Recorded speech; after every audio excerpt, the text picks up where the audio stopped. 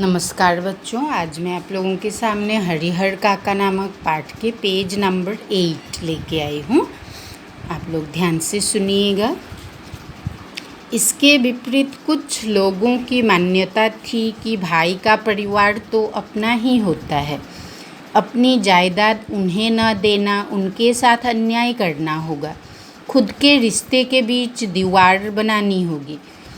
जितने मुंह उतनी बातें, ऐसा ज़बरदस्त मसला पहले कभी नहीं मिला था। इसीलिए लोग मौन होना नहीं चाहते थे, अपने अपने तरीके से समाधान ढूंढ रहे थे और परीक्षा कर रहे थे कि कुछ घटित हो। हालांकि इसी क्रम में बातें गर्माहट भरी भी होने लगी थी। लोग प्रत्यक्ष और परोक्ष रूप से दो वर्गों में बंटने लगे थे।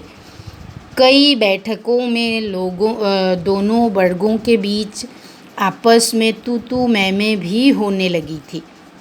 एक वर्ग के लोग चाहते थे कि हरिहर अपने हिस्से की ज़मीन ठाकुरबाड़ी के नाम लिख दे। तब यह ठाकुरबाड़ी न सिर्फ इलाके की ही सबसे बड़ी ठाकुरबाड़ी होगी, बल्कि पूरे राज्य में इसका मुकाबला कोई दूसरी ठाकुरबाड़ी नहीं कर सकेगी। इस वर्ग के लोग धार्मिक संस्कारों के लोग हैं, साथ ही किसी न किसी रूप में ठाकुरबाड़ी से जुड़े हैं।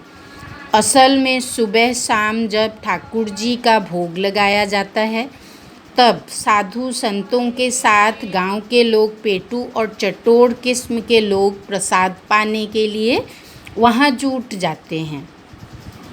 ये लोग इसी वर्ग के हिमायती है। दूसरे वर्ग में गांव के प्रगतिशील विचारों वाले लोग तथा वैसे किसान हैं जिनके यहाँ हरिहर जैसे औरत मर्द पल रहे होते हैं। गांव का वातावरण तनावपूर्ण हो गया था और लोग कुछ घटित होने की प्रतीक्षा करने लगे थे।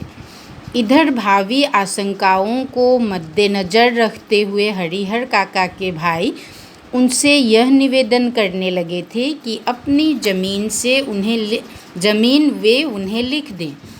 उनके सिवाय उनका और दूसरा अपना है ही कौन। इस विषय पर हरिहर काका ने एकांत में मुझसे काफ़ी देर तक बात की। अंततः हम इस निष्कर्ष पर पहुँचे कि जीते जी अपनी जायदाद का स्वामी किसी और को बनाना ठीक नहीं होगा, चाहे वो अपना भाई या मंदिर का महंत ही क्यों न हो।